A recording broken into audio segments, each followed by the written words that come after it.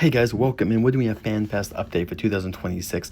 IGN just got this awesome interview, so we want to talk about what is going on in this interview and like what's happening. Also, remind you guys, this is running for 12 nights only this year. April 23rd is the first day, and May 16th is the last day of this awesome event.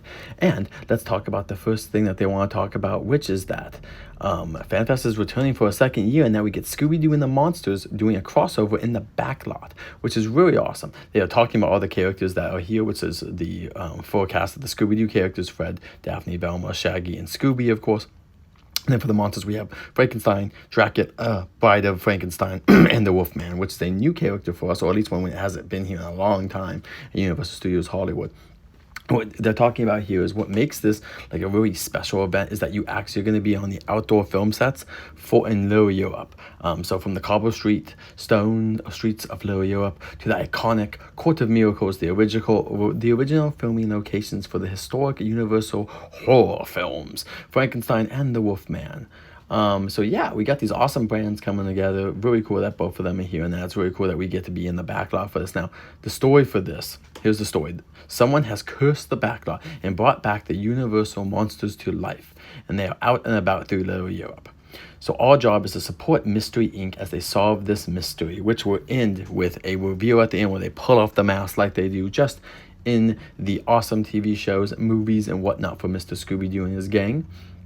And I do want to say what's really cool is that they're saying that you really get to choose your own adventure. Each time you go down there, you get a different chance to follow a different character and have a different interaction. So it sounds like they might be having multiple paths, though I don't know if it's going to be something you can pick or just as random. So they might have multiple teams kind of like splitting up like they do in the Scooby-Doo show. So that's really interesting. That could make this very fun to film. Next up, though, is another mystery here at the Harry Potter area. They're kind of like saying that there'll be another mystery to do in the Forbidden Forest over here. So you're going to be with a professor looking for a lost hippogriff in the woods over here in front of the Hogwarts Castle. This used to be the pre-show, and now it's just going to be used here for an awesome attraction through the Forbidden Forest. Very cool, and the hippogriff will be there along with some magical encounters.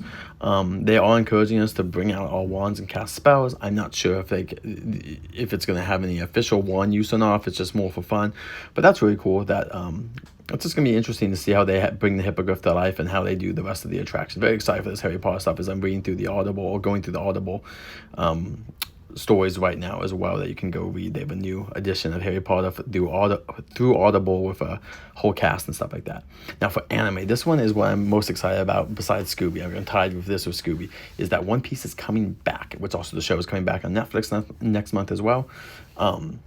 But instead of just the fan zone and the food location, with Sanji's food will be coming back, they confirm in this interview. What's really cool is that we're going to get a show inspired by the Japanese show. We're getting the One Piece Grand Pirate Show, which is just really awesome. We're going to get a whole, they're kind of focusing on one time, very early on arcs and characters from the first stories basically in the One Piece universe. So I'm very excited for this. It's taking over the Waterwood Stadium. It's going to be so cool. I just cannot wait to see all this. But I don't want to do any more spoilers. I just want us to have fun when we go see it, when we go there live the first night. Really quick for Nintendo, they also confirmed the 5 colors that are here. Green will be here with light blue, which they are saying light blue, not dark blue. You got light blue like last year, pink like last year, and the 2 new colors are yellow and purple. And so yeah, they're also going to just do a little bit. They say there's going to be like an extra award at the end of this. I'm not really sure what they could be meaning, unless it's another hat or something like that. But it looks like there'll also be a clue guide when we enter, and we'll be able to solve some challenges to gain access to a secret location. So it seems like there'll be probably just some Yoshis out and about, and other Yoshis that you'll have to gain access to, similar to last year as well. But now we have more Yoshis. We'll see how that works. And they lastly want to talk about Dungeons and Dragons. It's coming back for the second year in a row.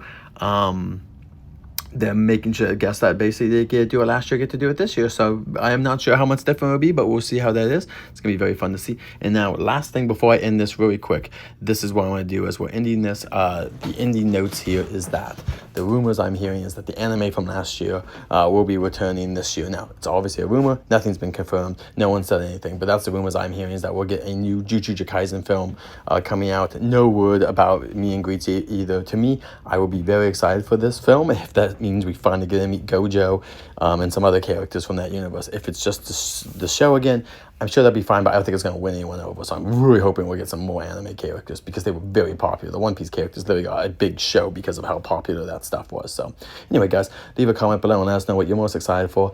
Until next time, safe journeys.